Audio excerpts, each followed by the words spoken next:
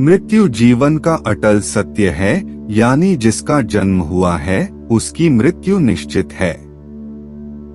पृथ्वी पर आए हर एक जीव को इस लोक को छोड़कर जाना पड़ता है। भगवान कृष्ण ने भी गीता उपदेश में आत्मा को लेकर कहा है कि शरीर नश्वर होता है और आत्मा अमर होती है, यानी मृत्यु के बाद शरीर भले ही नष्ट हो जाता है लेकिन आत्मा जीवित रहती है। अब प्रश्न यह है कि यदि आत्मा जीवित रहती है तो मृत्यु के बाद आत्मा का क्या होता है? इसका जवाब आपको हिंदू धर्म के महत्वपूर्ण और पवित्र ग्रंथ गरुड़ पुराण में मिलेगा। गरुड़ पुराण में भगवान विष्णु के वाहन पक्षीराज गरुड़ पूछते हैं, नारायण, मृत्यु के बाद आत्मा का क्या होता है और आत्मा कितने दिनों के बाद यमलोक पहुंचती है? गरुड़ के सवाल का जवाब देते हुए भगवान विष्णु कहते हैं, मृत्यु के बाद जीवात्मा को यमलोक तक की यात्रा करने में पूरे 47 दिन लग जाते हैं।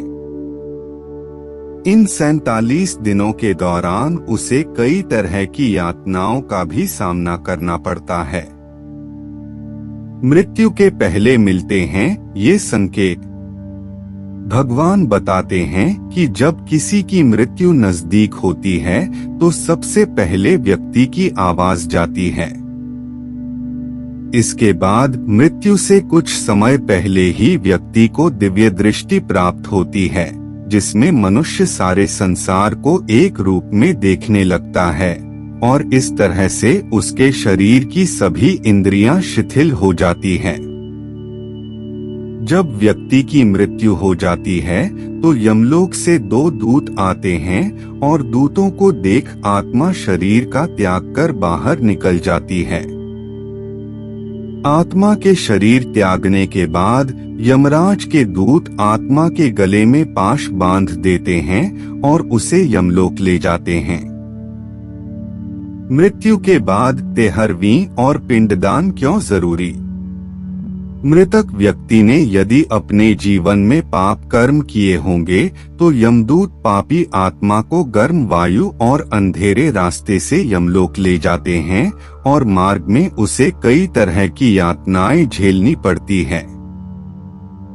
इसके बाद आत्मा को आकाश मार्ग से वापस उसके घर छोड़ दिया जाता है। कहा जाता है कि मृत्यु के बाद मृतक की आत्मा अपने परिवार वालों के साथ पूरे 13 दिनों तक रहती है और मृत्यु के बाद होने वाली अंतिम क्रियाओं और रस्मों को भी देखती है।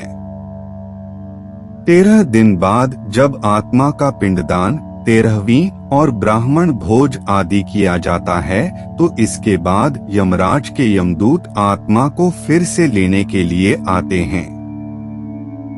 इसलिए हिंदू धर्म में किसी की मृत्यु के बाद 13वीं और 10 दिनों तक पिंडदान करना जरूरी माना गया है, क्योंकि इससे आत्मा को यमलोक तक की यात्रा करने के लिए शक्ति मिलती है।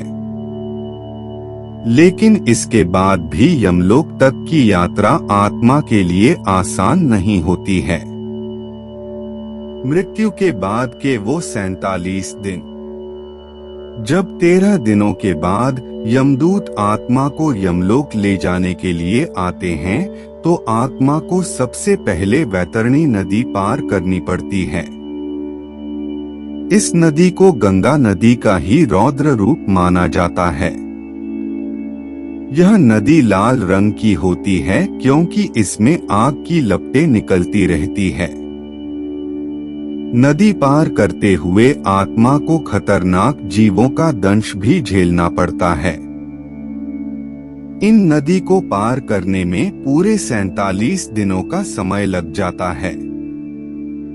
लेकिन यदि व्यक्ति ने अपने जीवन काल में अच्छे कर्म किए हों या गौदान किया हो तो उसे ये यातनाएं नहीं झेलनी पड़ती, क्योंकि उसी गाय की पूंछ पकड़कर आत्मा वैतरणी नदी को पार करती है। वैतरणी नदी को पार करने के बाद जब आत्मा यमलोक पहुंचती है तो यहाँ यमराज उसके कर्मों का लेखा जोखा करते हैं। इस तरह से जीवन काल में किए कर्मों के अनुसार यमराज आत्म को स्वर्ग या नरक में भेजते हैं। इसलिए व्यक्ति को अपने जीवन में हमेशा अच्छे कर्म करने चाहिए, क्योंकि अच्छे कर्मों का फल न सिर्फ जीवन बल्कि मृत्यु के बाद भी मिलता है। मृत्यु के बाद आपके कर्म ही आपके साथ जाते हैं।